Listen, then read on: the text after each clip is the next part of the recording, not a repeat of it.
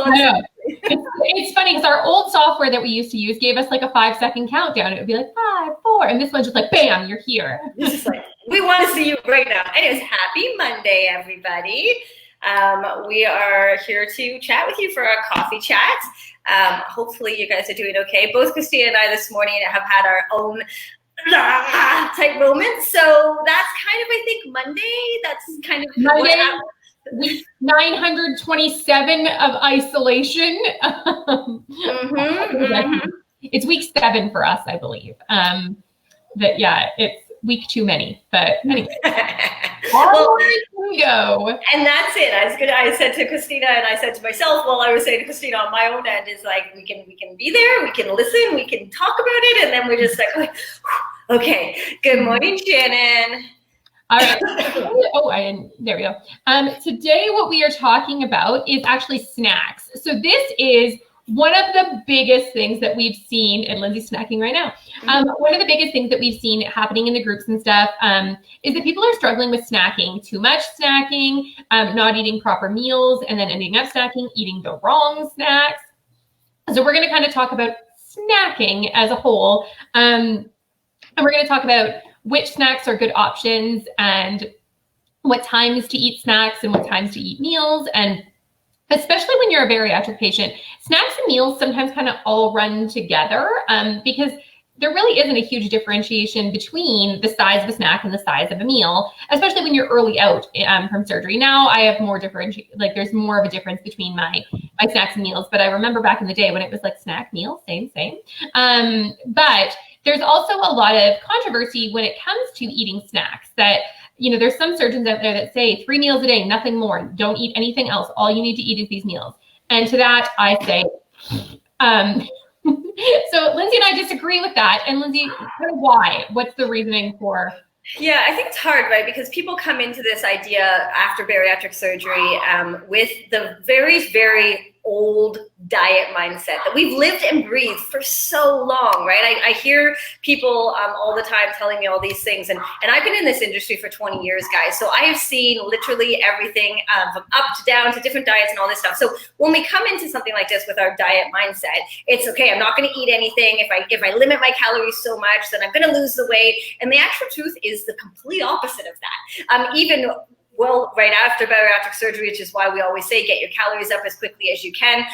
So people think that if you don't snack, you'll keep your calories low. And if you keep your calories low, you don't have to worry about overeating, which actually usually is the opposite. Is when you get to a point where you're at dinner time and you've had your breakfast, lunch, and dinner and you haven't eaten enough. Well, what happens after dinner? Snacking like crazy, right? And cravings go wild. Even if you're disciplined enough to not eat the snacks at first, because let's be honest, our discipline only takes us so far. At first, you may be disciplined enough, but you have the cravings anyways. So your discipline just won't, it's not ironclad. It's not going to last forever. None of us.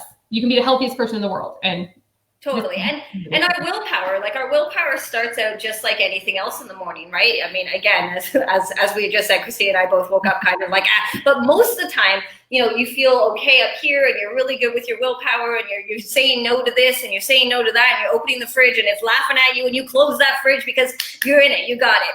By 7 o'clock at night, that willpower has dwindled, okay? It's completely gone, which means if you're hungry and you haven't eaten enough and your cravings are out of control, that one thing or those 10 things that, you were able to get rid of and stay away from all day long goes out the window. So for us, snacking is so important because as long as you're keeping your calories and your choices in good place, snacking is all part of the process.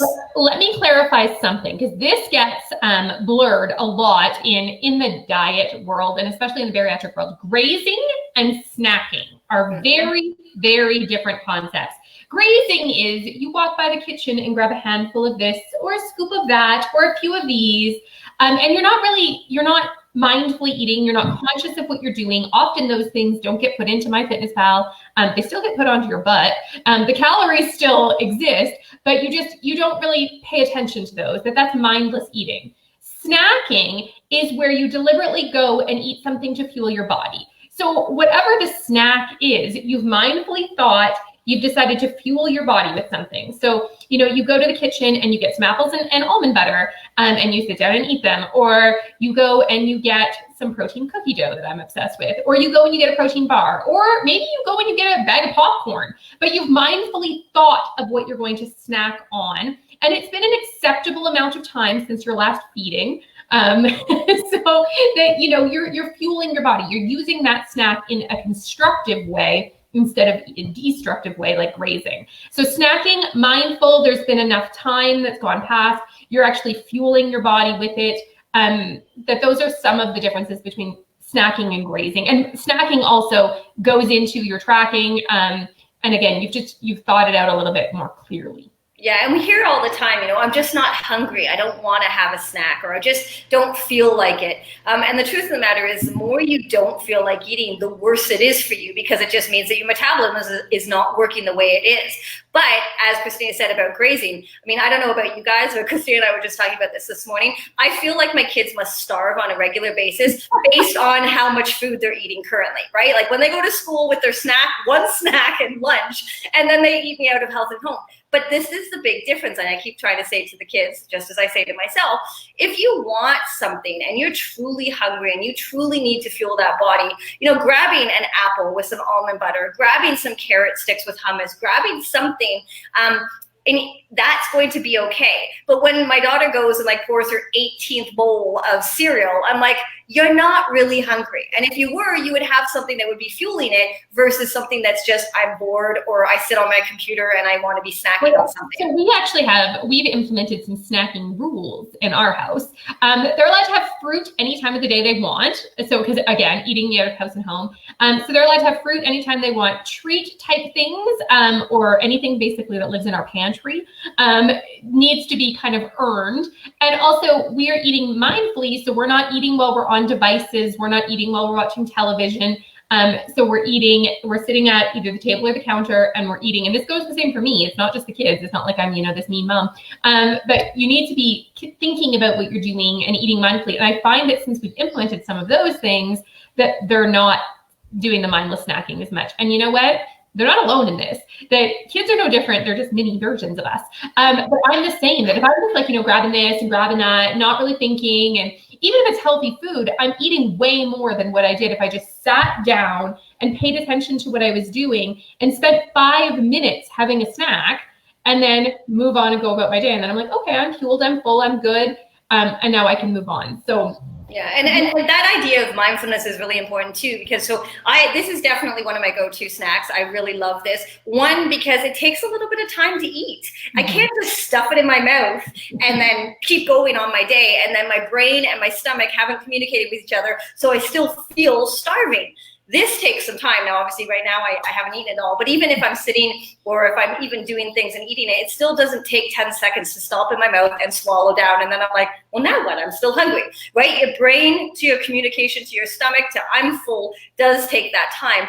And that's the other thing that we really encourage is that, you know, making sure that that mindfulness is kind of in that place, and then wait. Now, I know in the bariatric world, you know, I would say normally to other people, you know, have a glass of water, do whatever. You have to wait that time to really make sure before you eat again. But that's the time that you wait and see if the communication can actually be there. Because then in that half an hour, if you go to have your glass of water or tea or whatever you're having, if you're really full, if you have actually had a good snack that fuels your body is going to communicate that and be like, I'm not hungry anymore.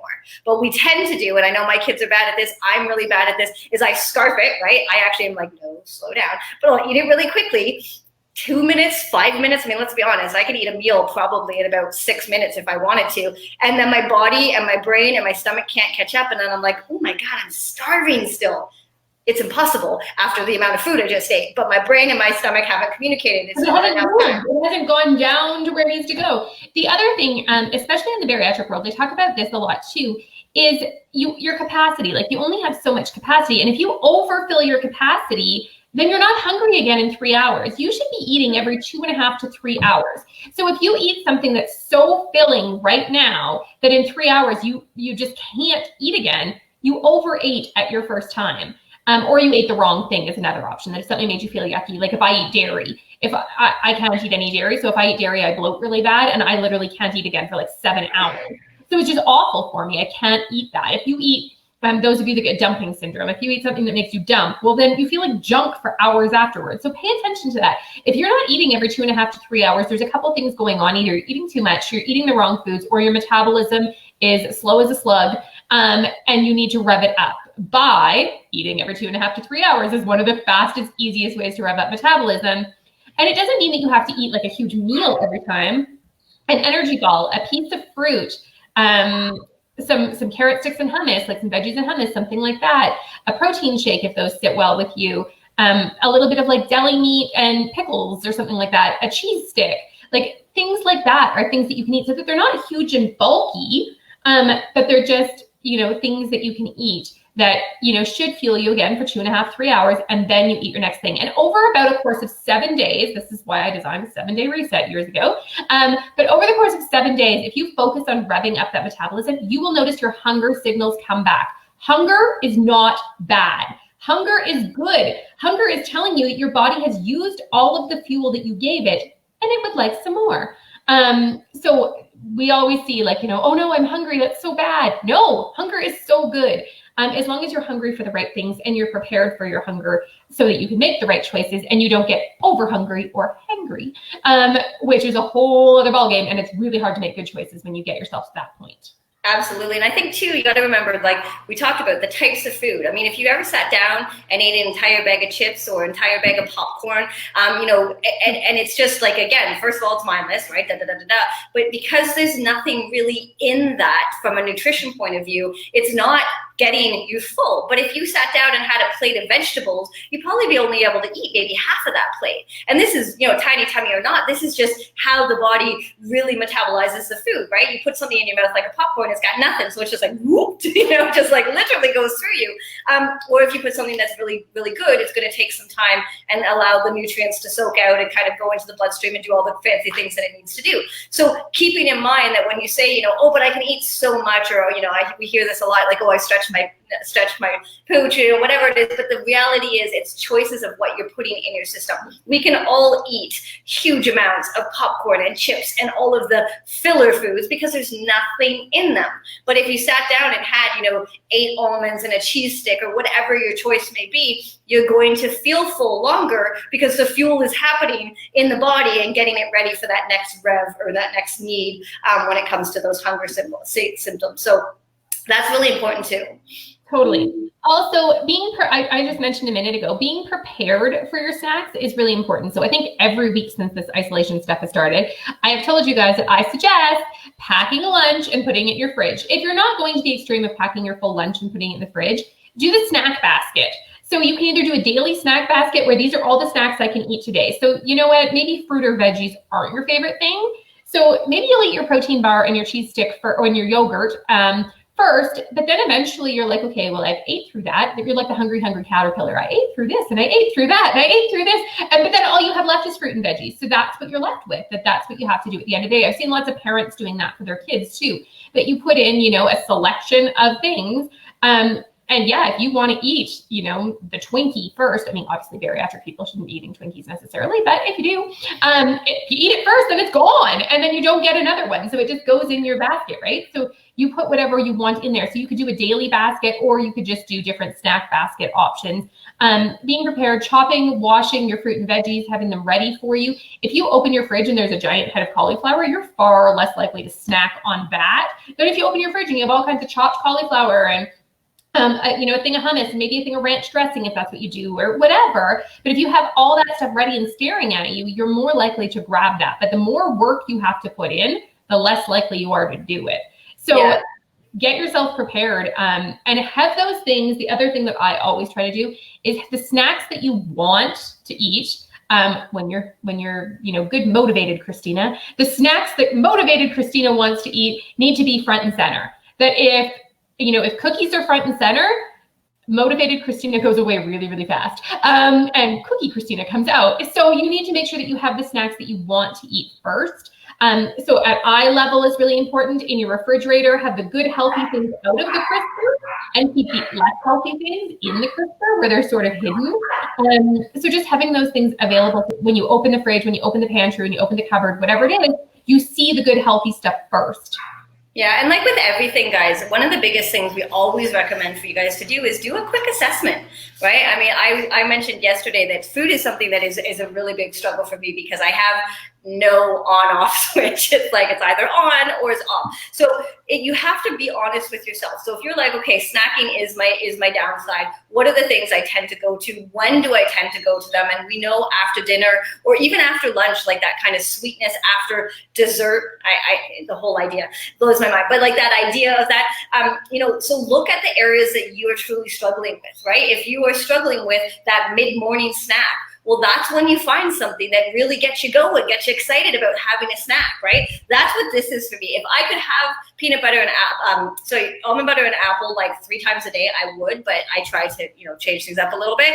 But find the areas that are a little bit more challenging for you and figure out what needs to go there. I know a lot of people are like, I want chocolate, or I crave salty, or I crave these things. So once you have a good idea of what that looks like, I want you then to turn around and say, okay, so now we know that's looking like this. What can we do, right? So that's why we always say assess first, adjust, and then create that action plan. Otherwise, you can't it's like throwing everything up in the air and hoping something happens, right? That's not how we work as human beings. And the more we can turn around and say, okay, I have my energy balls, they're ready to go, they're in the freezer, I'll take one of those. I have this, I have that.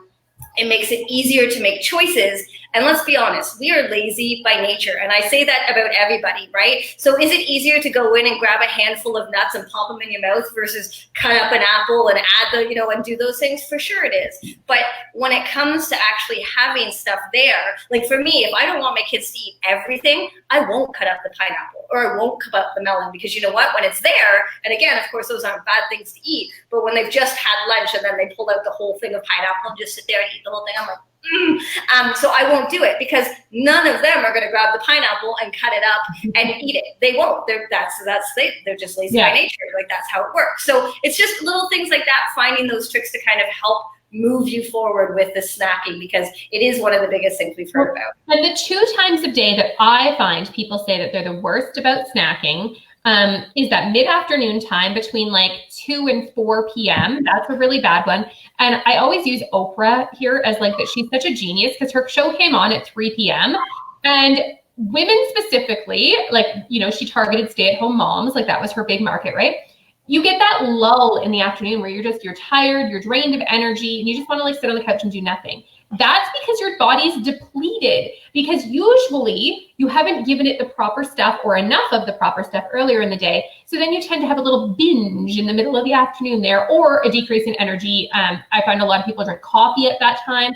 But if you go have a good healthy snack at that time, it will do the same thing for you.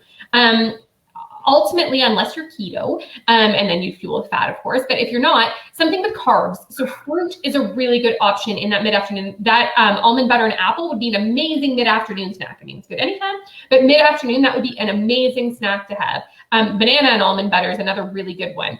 So having something that has enough calories in it, which is why you need to add the almond butter, because just a piece of fruit is like anywhere between 70 and 100 calories.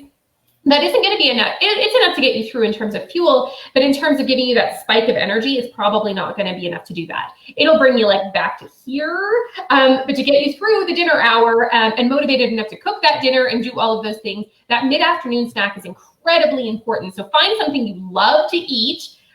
Yogurt with bran buds is another one that would be really good. Add some protein to it if you want, but that's another one that would be really good. Something that has a good, healthy amount of good carbs to it, but also a reasonable amount of calories. So that mid-afternoon time, get yourself through it. That's the snack that I find most people skipping, is that afternoon snack. And then it goes downhill from there. So focus on getting that mid-afternoon snack in, and then the evening, of course. And the evening is what Lindsay said at the very beginning, where you didn't fuel yourself enough all day, you're in calorie deprivation, the cravings go wild, your willpower is depleted. Everybody's got on your last nerve of the day, and that last nerve tasted like ice cream. So always that evening time, the better you do in terms of fueling your body properly during the day, the less difficult that evening time is going to be. And I totally get it, because I mean, I've had times even through my bariatric journey where I've been like, you know, it comes to the end of the day, I put my kids to bed and I'm like, what junk can I have right now? And then when I sit and I think as I'm eating the junk, because I'm not going to make a plan that day. But anyways, as you sit and you think, what led to this? Well, what led to this is I forgot my morning snack. My afternoon snack, I just grabbed some goldfish as I was walking by. I didn't really mindfully think about it. For dinner, I didn't have the healthiest of dinners. So now here I am, it's 8 o'clock, and yeah, my body's craving junk, because junk's gonna give it the quick calories it needs. And junk always feels like comfort because it raises those serotonin levels, it raises endorphins, it does all of those things temporarily. But if you fuel yourself properly during the day, you will find that you don't need that junky evening snack. You should still have an evening snack, but ideally your evening snack should actually be protein rich, whereas most of us reach for fat and carbs at night. But protein should be your evening snack because it's going to fuel your body and allow you to repair and recover in the nighttime when you're resting. So your evening snack, ideally cottage cheese is a great evening snack, protein shake, Greek yogurt, some meat and a little bit of cheese would be okay, especially a leaner cheese like a feta would be a good idea. What other proteiny things? Yeah, I mean, I tend to do, again, kind of go back to what I do, the protein fluff, I guess it's called, where you mix it together with the yogurt, and it's finding something that it feels like a bit of a treat, right? And that's kind of how I look at it, finding that thing as a bit of a treat. But if you're sitting here listening to us and being like, oh my gosh, yes, oh my gosh, yes, and there's all of those yeses. So maybe your afternoon snack is terrible, your morning snack is terrible, your evening snack after dinner is terrible. Don't sit here and say, I got to change it all right now. Do your assessment. Really look at what is there and then say, okay, so for today, because let's be honest, we can start today, it's Monday, but not even that, you can start anytime and say, I'm just going to focus on my afternoon snack today and that's it. Then this whole week, see which one is your problem.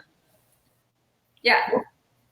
See which one is your problem, because if you feel like they're all your problem, they're probably not. It's one that's leading to the next, that's leading to the next. And it could be your evening snack the night before that's the problem. And then it starts off your day wrong. It could be that you're eating the wrong breakfast, that you're waiting too long, that you're drinking too much coffee, that you're doing, like, there's lots of things that could be the problem. But it's going to take changing one thing at a time and a little bit of trial and error to figure out where your problem time is coming. I know for me that mid-afternoon, if I don't get that mid-afternoon snack, my day falls apart. And it is a snack that's easy to skip. So sometimes it gets missed, but if I miss it, then my whole day falls apart. So I'm really mindful about having that afternoon snack. Now, with that said, yesterday I missed my afternoon snack. Thankfully, my day didn't fall apart though, because I went to bed early. So. Yes, well, I was going to say, my afternoon snack tends to be a little bit of a struggle, but these days I do try to sleep, have a nap in the afternoon, which is great for me, you know, self-care and personally and all of those things. But then I wake up and I'm like, oh my gosh, I have to get dinner ready, and I've completely missed that snack. So again, all of those things, once you look at them and you assess them, you're going to see that more and more. Now, is it realistic that Christina's going to go to bed at 8 o'clock every night? No. Is it realistic that I'm going to have a nap every single day? I wish, but no. So again, looking at not just the norm, but also looking at those one-offs as well. But that focus is really, really important. So maybe it's that morning, maybe it's that afternoon, maybe it's the evening, that really sweet, like 8 o'clock hits, the kids are in bed and I need something. But everything is going to be dependent on you, right? We're going to think about, I just love eating that. The biggest problem with the entire schedule off, working from home, not eating breakfast. Yes. I always say that about weekends, right? I always say, like, my weekdays are usually so huge right now, Michelle. It is. It really is, because on weekends I'm like, oh, if I sleep in, you know, everything's off, whatever. So if you aren't having breakfast till 10:30, then of course you're going to have a skewed schedule all the way through. And so I guess it really depends on. I'm just going to bring that back up again so people can see it if they can't. So her lunch is off by the time she eats that, and then close to dinner. So Michelle is really struggling with her entire schedule of eating, which I think is very common, especially for those people who are now either at home or working from home or working a lot because they're an essential worker out in the field or whatever. It's a huge part of it for sure. So Christina, what would you suggest in terms of a scheduling process for Michelle and all of those who are similar to Michelle? Sorry, I keep freezing, so I don't know if it's you freezing or me freezing, but I think I'm here now. So my suggestion with anybody that's struggling with schedule is starting your day eating within 30 minutes of waking. So that's a really, really important piece, is to eat right away. It doesn't matter what you eat. Grab a piece of fruit, throw some protein in your coffee, have an energy ball. Start with something because that wakes up your metabolism. And that is the first thing. If you can go till 10:30 or 11 o'clock or whatever without eating, your metabolism is sleeping. So it's not something that you want to happen. You want to wake up that metabolism, get it revved up and get it moving as quickly as you can. And then ideally set your kitchen timer on your stove in your kitchen, set the timer for about 2.5 hours, and then it's going to ding at you and you're going to eat again. And again, it doesn't have to be a huge snack, but eat something. And after about, as I said, after 7 days is kind of how long it really takes to rev up that metabolism. But after a few days, you're going to notice that you're hungry again first thing in the morning. And then you're hungry again 2.5 hours later. And then you're hungry again. So just getting moving. And if you're sleeping in, like, you know, I mean, a lot of people were used to getting up at 5 or 5:30 to go to work, and now they're not. So it doesn't matter what time you wake up. It's just within 30 minutes of waking that you're throwing something in your mouth, you're getting some calories in, you're getting some fuel in, and you're starting moving, and then 2.5 hours all day long. Yeah, and guys, so just so you know, if you're new to the coffee chat, we will follow up this coffee chat with a blog post on Saturday and an email on Thursday. I believe I do the blog and Christina does the email. I don't know, we alternate every week.